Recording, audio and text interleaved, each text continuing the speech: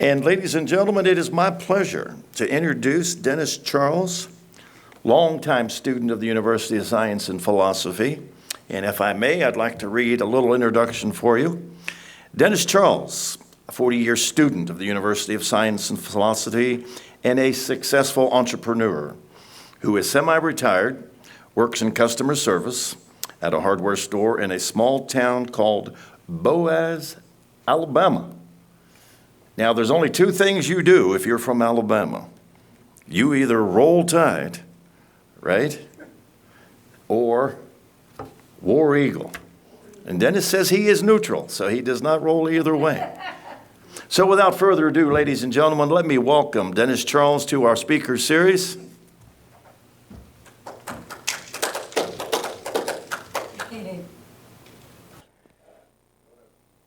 Hello, everybody. It's a great opportunity to be asked to speak at this fine institution, the University of Science and Philosophy. And I guess I'm going to start off with a little bit of background of why I'm here, what brought me even to this subject. When I lived in Charlottesville, Virginia, back in the early 80s, before I found the University of Science and Philosophy, I had kind of a mental breakdown. I didn't understand this concept of heaven and hell. It just didn't make any sense to me. So, soon after having this breakdown, this mental breakdown, a few days later, I got a phone call from a friend. It told me about a book about Joel Goldsmith, I believe is his name. And so I went to the library and I read it and I was fascinated. When I lived in Charlottesville, I owned a bookstore and I traded used paperback books. And one day, shortly after reading these books, a dusty old box of books came in, somebody was trading, and I'm digging through it. Been in somebody's attic for God knows how long, or basement. And in the bottom of that box of books, was a little blue book with a man wearing a Prince beret. The man who tapped the secrets of the universe. Well, I quickly threw that one aside. That one was for me. And I read the book. It was fascinating, wanted to know more. So I went to the library and started searching out the books. And when I went to the library, I said, well, we don't have any here, but we do have some in Marion, Virginia. And through our interlibrary, we can have these books brought up here and you can have them for 3 weeks. Well, I got 3 books.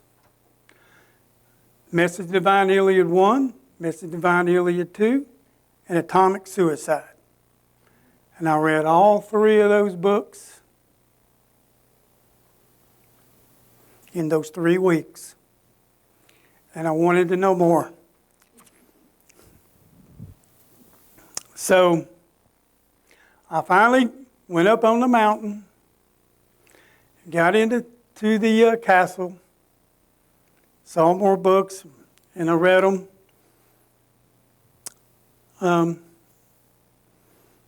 Now, let's start a little bit about the Christ. I want to talk about the Christ. There's a belief that the Christ is going to come again. Well, the Christ doesn't come. The Christ doesn't go. The Christ is always present. Now, in the Aquarian Gospel, when I was wanting to know about heaven and hell, I found this little passage. And it's in chapter 33, verse 9. God never made a heaven for man. He never made a hell. We are all creators, and we make our own. Now, if you look in the book, the Universal One, this is a very scientific book. And this book explains matter and motion. In the back of this book, and the illusions of matter and motion, and in the back of this book, in the back of the Universal One, in the conclusion, Walter Russell says that if heaven or hell or somewhere in the universe, then they are subject to these laws of motion, and they are illusions. Okay?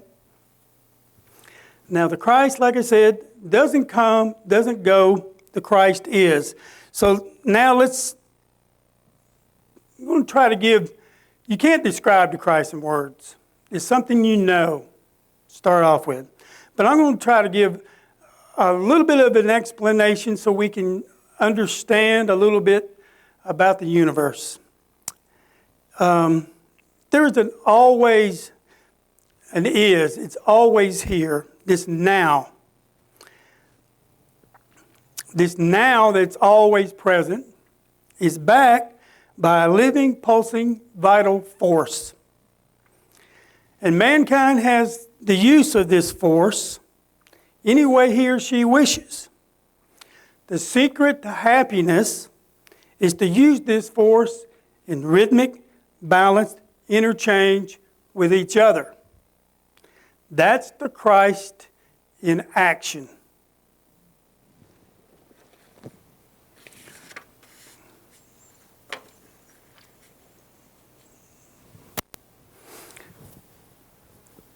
Now, if you read the Bhagavad Gita, chapter 4, this is what it says. This is Sire Krishna talking to Prince Arjuna, the Christ. I come and go and come. When righteousness declines, when wickedness is strong, I rise from age to age and take visible shape and move a man with men, succoring the good and thrusting evil back and setting virtue on her seat again.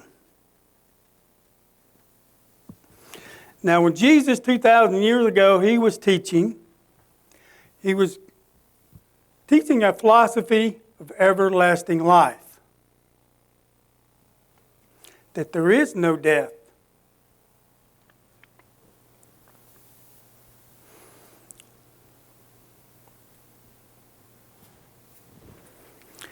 So, Jesus is going around teaching this message. And he gets back to the Pharisees, of course, eventually. And this disturbs them. So now, what they must do is find this man so they can quiet him up. So I'm not going to go into the Jesus story. We all know what happens here. He eventually is turned over to the Pharisees. And what better way to discredit him is to publicly humiliate him, publicly kill him, set his body aside, and then prove that he's dead. So this is what they do. Now, when I was in Texas, I went to visit a friend in Texas in 2016. And while I was there, on my way back, crossing Louisiana, I just happened to look on the side of the road, and there stood the 3 crosses.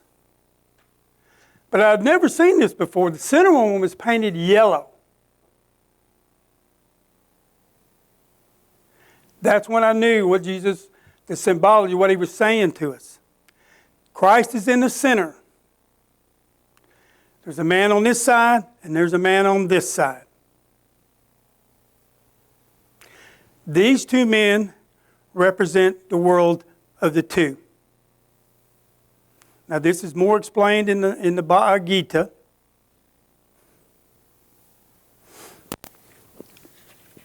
About the world of the two. And I'll touch on it here a little bit. What it says in the Bhagavad Gita is there are three qualities on the playing field. One is called Rajas, the other one's called Tamas, and Sattva is the center. Now, you probably don't recognize these terms, so let's put them into more modern terms. Rajas, if you read the book, you will find are what we call capitalist.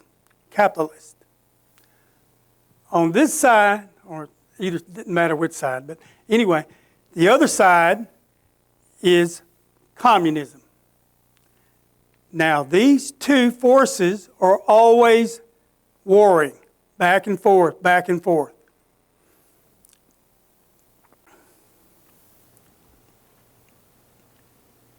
So, whenever, no matter which path you're on, which side of this, it doesn't matter, the very instant you turn to the Christ, turn to that inner being, that higher self, you are now on the path of the way, or the one. You are no longer in the two, you are now in the one. As long as you're in the two, you're controlled by it. When you are in the one, you then control the two. It no longer affects you. It's called being in the world, but not of the world.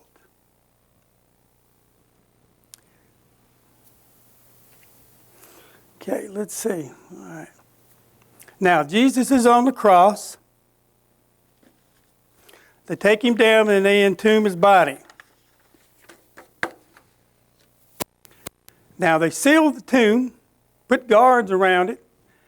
The idea is they're going to open this tomb back up and there he is, he's dead. Discrediting everything this man has taught. Well, what happened? In the book, and I forgot to bring it, in the book, the book of List, that I read is printed in 1977 when I had my bookstore. And in this book, there are 8 known cases of spontaneous combustion. 8 people, poof. Some of them, their body was completely gone. And in one case, a lady spontaneously combusted. And her husband was in the same room, and they found him dead. He died from asphyxiation. Now, we also find this, I was listening to Walter Russell's tapes. And I think I can't remember exactly what he's doing. I think he's talking about transmutation. And he takes a piece of tungsten, and he wraps it with a silk wire. Wraps this tungsten with silk, puts it in an evacuated tube, and sends a current through it. Poof, tungsten's gone. Silk's still there. So here we have demonstration of this, even today, even though this phenomenon is very rare. Probably never even heard of. Most people have never even heard of it. But it's in the book of List. So Jesus in the tomb, spontaneously, God would know, he's God. Boom. It's part of the plan. His body's gone. They rolled the stone back. He's not there. They panic. What are we going to do? It's falling apart. So they tell everybody to lie. Not going to go further into that part of the story. But then Jesus appears to his disciples. Now, he doesn't appear to the Romans. He doesn't appear to the Pharisees. He appears only to those that he's been teaching to set the grounds for his model church. Now, we find this phenomenon of him appearing on Walter Russell's tapes. He talks about Blue Girl. Blue Girl, he knows when Blue Girl's coming. He can sense it. And she comes and she twirls, but she only appears to him. Doesn't appear to anybody else. Well, Jesus does the same thing. He only appears to his disciples and people that he has been teaching, setting the grounds for his model church. Now let's talk about the model church here a little bit. This is what chapter 60, this is what Jesus says about the model church. Man is not, this is 2,000 years ago, man is not far enough advanced in sacred thought to comprehend the universal church. And so the work that God has given to me is not the building of that church. 8, I am a model maker, sent to make a pattern of the church that is to be. A pattern that the Piscean age will comprehend. My task as model builder lies within my native land, and thereupon the postulate that love is the Son of God. I am to come to manifest that love, and the model church will stand.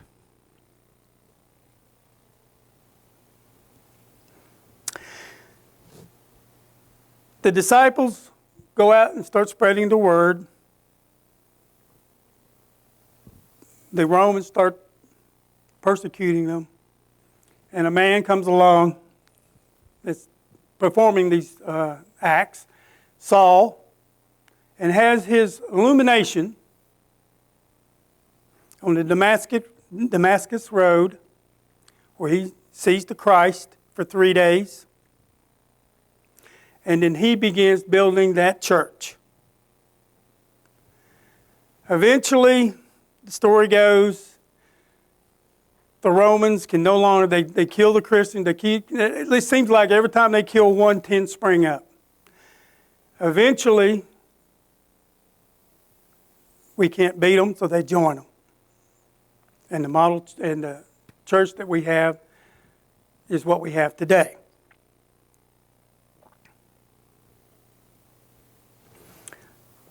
Okay.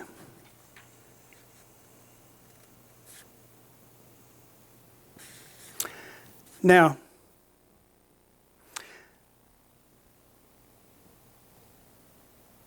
the model church, this is what Jesus says about, gives us about the model church. Narrow is the way. It lies among the rocks and the pitfalls of the carnal life. But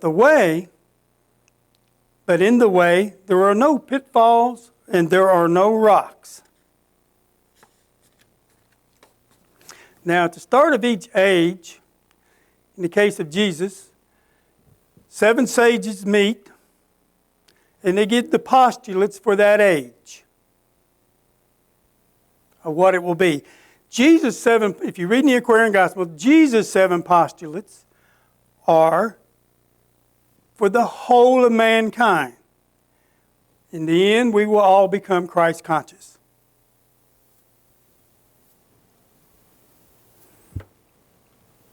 So, at the beginning of each age, 7 sages meet. Well, the Aquarian Age is here. When did these 7 men meet? Well, we have 7 men who did meet. Got it here. Be it right there, yeah. It's called the Poet's Code of Ethics. Now, these 7 men who give us these 7 postulates for this age, 2 of them, Walt Whitman and Ralph Waldo Emerson, are listed in Marcy Buck's Cosmic Consciousness. These were illuminates. I'm sure that Mark Twain, John Burroughs, Oliver Wendell Holmes, Edwin Markham, Herbert Spencer, all were geniuses of genius height, of consciousness.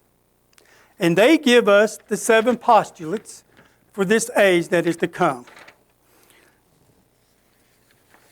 Now, Jesus talks about this a little bit. Let me find it.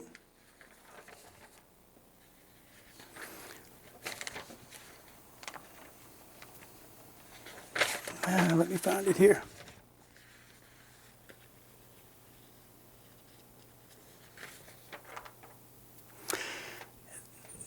And this is chapter 60, 15 in the Aquarian Gospel. And when the better age shall come, the universal church will stand upon these 7 postulates and will be built according to the pattern given.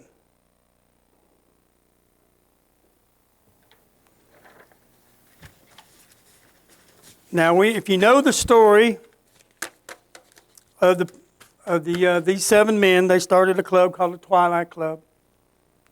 Walter Russell would come to be a part of that club.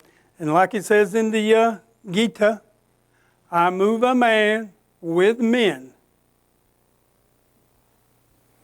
And Walter Russell starts on his journey. Now, if you want to know the whole story, it's here at the University of Science and Philosophy, and you can get it here. But eventually what happens is Walter Russell becomes the Walter Russell Foundation from this Twilight Club, and there it becomes the University of Science and Philosophy. That is the foundation for the Universal Church. This Christ message that is here now. Now I'd like to talk a little bit about the University of Science and Philosophy. Why a school? The Russells talked about a religion. Religions tend to divide men. A school is open to everyone. Doesn't matter where you're from. Doesn't matter what your religion is. Doesn't matter what any kind of background you have. If you got an 8th grade education, can read on the 8th grade level, you can have this message. It's for everyone.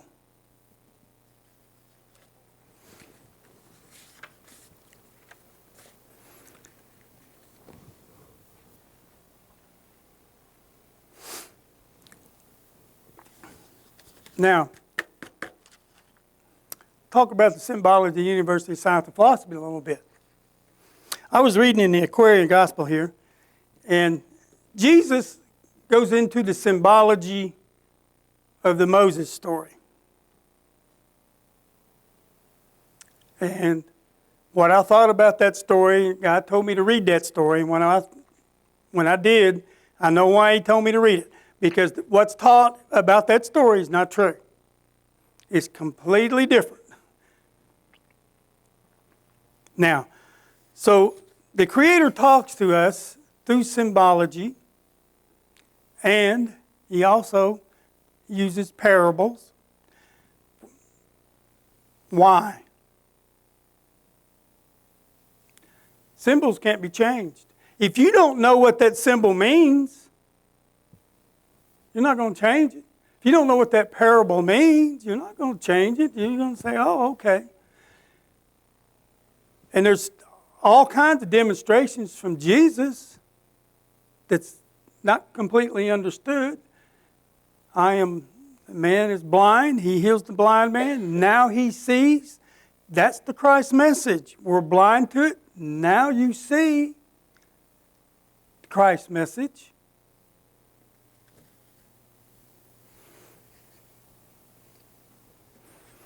And I've got some more here I want to talk about. Let's see.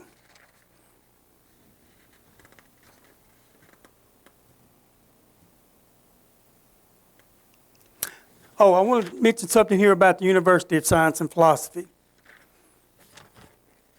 Now, this is in the Bible. Let me find it here. This is out of the book of Isaiah, chapter 2, verse 2. Listen to this. A friend of mine in Texas pointed this out to me. Now it shall come to pass in the latter days that the mountain of the Lord house shall be established on the top of the mountains and shall be exalted above the hills, and all nations shall flow to it. Anybody that knows this university knows that that happened. That house was established on the top of a mountain, and all nations flowed to the University of Science and Philosophy. Now, the symbology of the University of Science and Philosophy, I don't know if Walter Russell quite understood, but he talks about his tapes that idol worship must end. It must cease. So, the University of Science and Philosophy, the founders have come and gone, leaving this Christ message behind for us like a thief in the night. Here it is, waiting for mankind to discover it. Right here.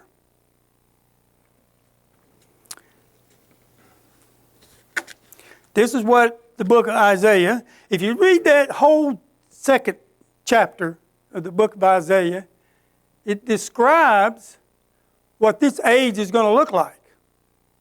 What's going to happen. He shall judge between the nations, rebuke many people, and there shall be their swords into plowshares, and their spears into pruning hooks. Nations shall not lift up sword against nation, neither shall they learn war anymore. War's going to end. It's going to completely disappear. This is 20 in the chapter 2 of Isaiah. In that day a man will cast away his idols of silver and his idols of gold, which they made, each for him to worship. Turn on the TV. All you hear is money, money, money, money, money, money. We're spending more money, money, money. It's all it's about. They've made these idols. And even though they don't understand it, they're actually worshiping these idols. And the idol age must end. And that's what the University of Science and Philosophy is here for. Is the next step in the Christ message for this age and the 7 postulates that are given through the 7 sages that met. Now, let's see if I missed anything else here before I go on to the next step.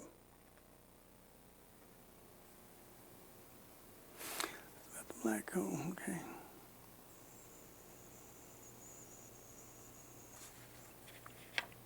All right. So now this message is here. Pretty much ignored, but it's here. It's on the planet. So I want to talk a little bit to the scientists of the world. Message to them. There are some scientists that say God does not exist. Well, let's see. Let me go into a little bit further here about the Christ. Let's use Christ. You can also use the word balance. You can also use the word love. And you can also use the word fulcrum. There are different words for the same thing. Very interesting. I put this talk off. I was going to do it in April. I was working on something that I hadn't finished yet. But something happened in May. Very interesting. Our scientists discovered a black hole, second one, at the center of the Milky Way galaxy. They found a black hole there. Now, if they had come to this university, they'd have known about that black hole decades ago. I mean, literally several decades ago, probably 8 decades ago, they'd have known about that black hole and where it would be when they went to look for it. It completely explains all that. And it's very interesting that when they found this black hole, scientists did, what did they say? Just sitting there, doing very little. Well, of course, the center, it's the fulcrum. It doesn't move. Oh, and it also said this, we can't photograph it. No, you can't. You know this if you came here and studied. You would already know that you can't photograph stillness. You can't photograph that. So, let's talk. I'm going to talk a little bit about these three, about the fulcrum. We're going to look at it from 3 different perspectives. Now, when scientists say God doesn't exist, you're going to have to say that what I'm going to talk about right now is not Russell science. It's traditional science. Your science says what I'm about to say. And when you say God doesn't exist, then you got to say that that fulcrum don't exist. Now let's look at it from 3 different perspectives. First perspective, hot and cold. Think about it. You keep removing heat. You keep removing heat. You keep removing heat. Keep removing heat. You get to a point, there's no more heat. It's a fulcrum. You can't go get cold somewhere. There is no more cold.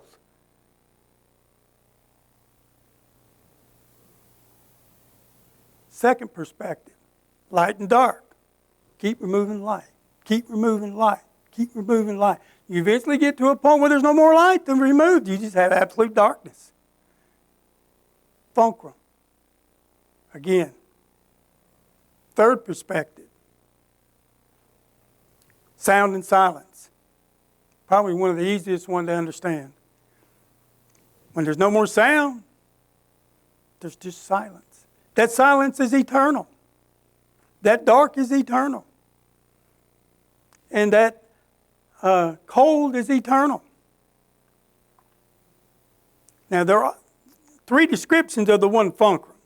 Any kind of motion will create heat, sound, and light. Any kind. Okay. Now, there's one other thing that I like to talk to scientists about, and that's this right here. Cell phone.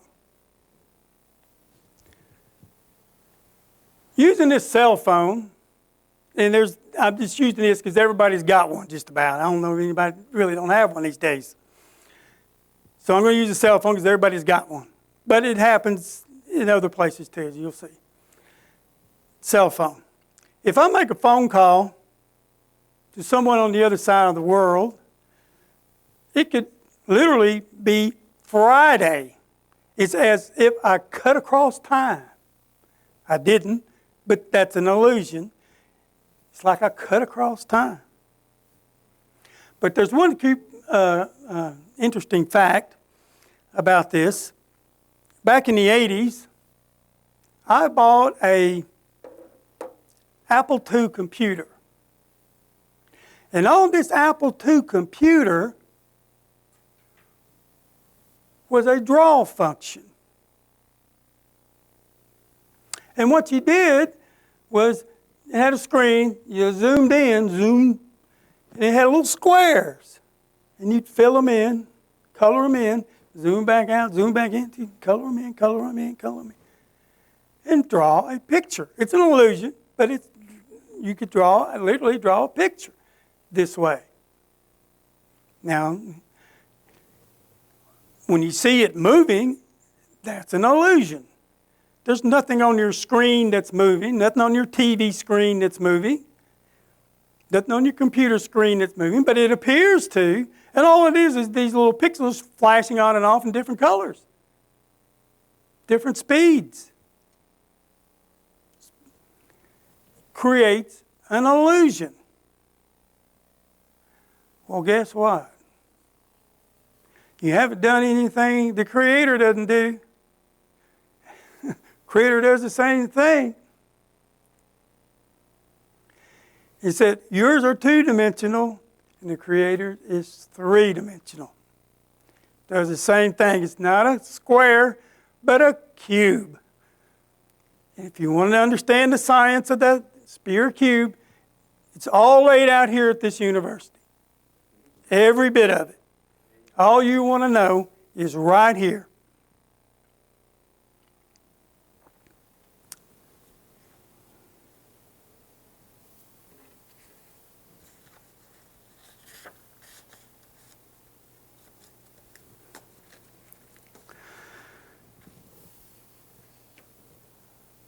Now,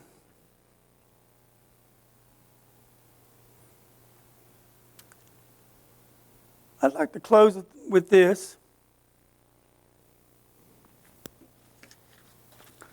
I'll talk a little bit about the Aquarian, or this is not the Aquarian Gospel. This is Jesus talking. Now, I found this from the Gnostic Society Library, and it is the Gospel of Thomas. Listen to what Jesus says. If those who lead you say, see the kingdom in the sky, the kingdom of heaven in the sky, then the birds will precede you. If they say to you, it is in the sea, then the fish will precede you.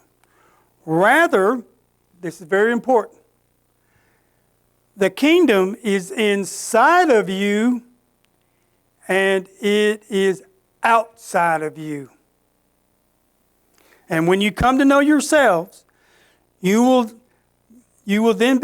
become known, and you will realize that it is you who are the sons of the living Father. Now, in the Bhagavad Gita says exactly the same thing.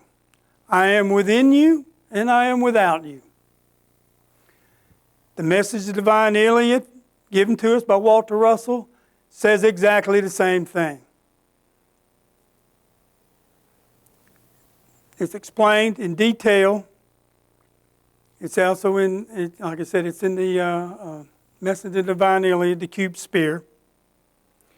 And it's all in detail here. Chapter 58, okay. So let's go a little deeper here. Let's see.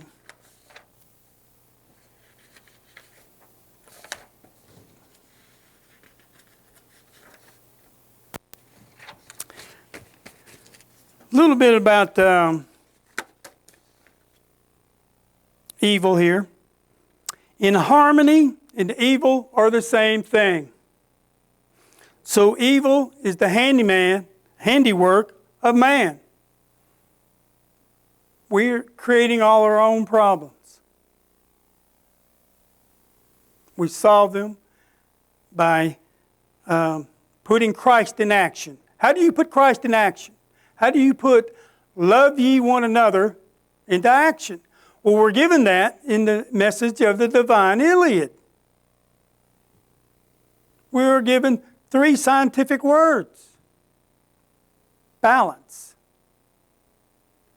Balance interchange. Rhythmic balanced interchange. When all of our actions follow that one simple rule, putting love ye one another into action, harmony comes back. There is no evil. Evil doesn't disappear. It's always there, but you just don't entertain it anymore. You don't do it. So it just goes away.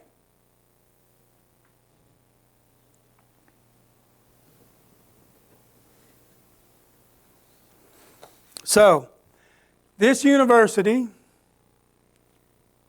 is the Christ message that everyone has been waiting for it to return. And it's done this way because we are not. Let's talk about Walter.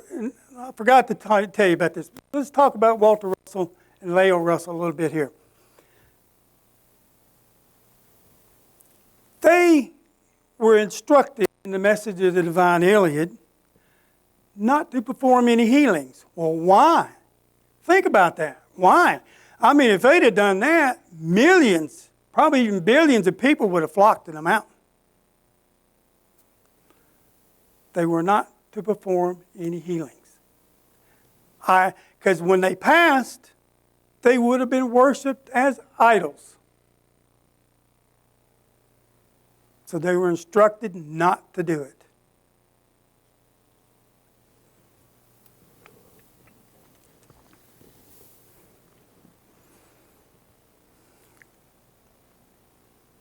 And one thing I want to say to scientists that I forgot to say.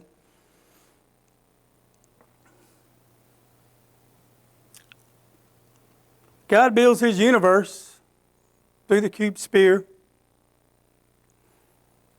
But let's look at it from a different perspective here for a minute. This book is a concept. This book is a concept. Now, in order to write these books, we must follow the 26 letters of the alphabet. We have those to work with and a set of rules. And I can take those 26 letters and that set of rules and build any concept I want.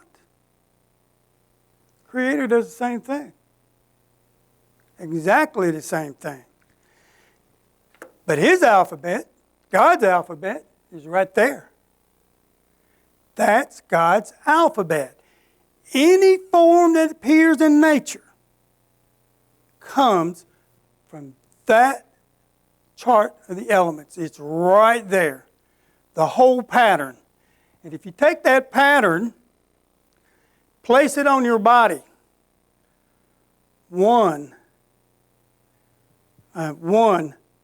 2, 3. Hydrogen, first perceptible element. You can't see my thoughts. Number 2, you can't see them. 3, I can now put them in perspective. And then we have 4 and 5. Now 5 in the heart chakra, think about that. You got heart problems, salt, well, where is it? It's right here at the heart. Right there. Then you have 6, 7, 8, and 9. Think about 9 now. What comes out of your behind? You bury it in the ground. Why? Because it'll make you sick if you don't. It'll kill you eventually if you leave enough of it around. And we definitely don't leave our pet when it passes laying around in the house. We take them out, put them in the ground. So why are we digging up these heavy elements that are in that 9th octave? They belong in the ground. They are poisons to us and should not be dug up at all. Should be left alone to do their work, which is to break rock into soil.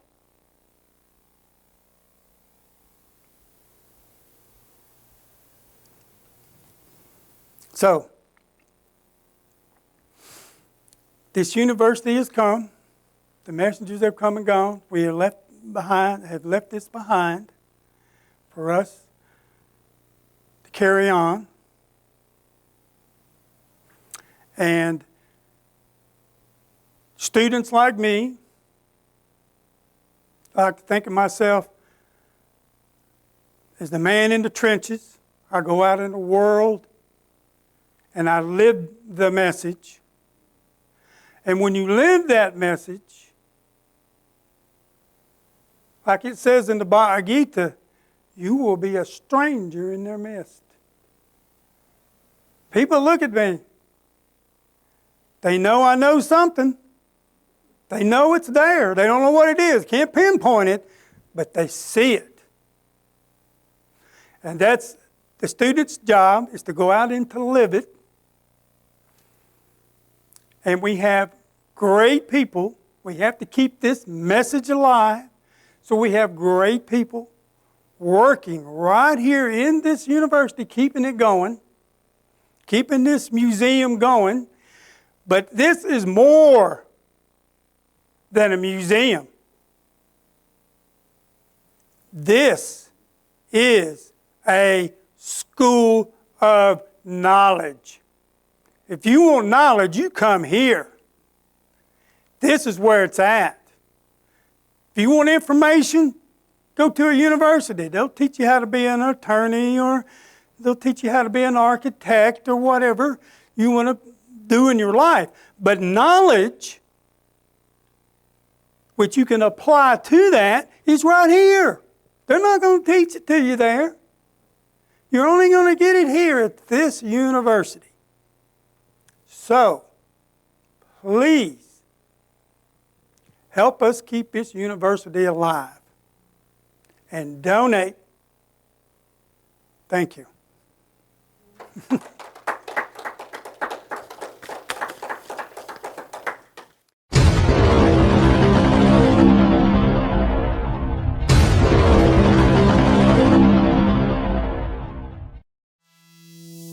And that is why I say that this course of lectures is to give everyone the knowledge of God's creative processes, the means He employs, the balance which He demands, the separateness of father-motherhood into fathers and mothers, which must interchange in balance in order to unite and as one.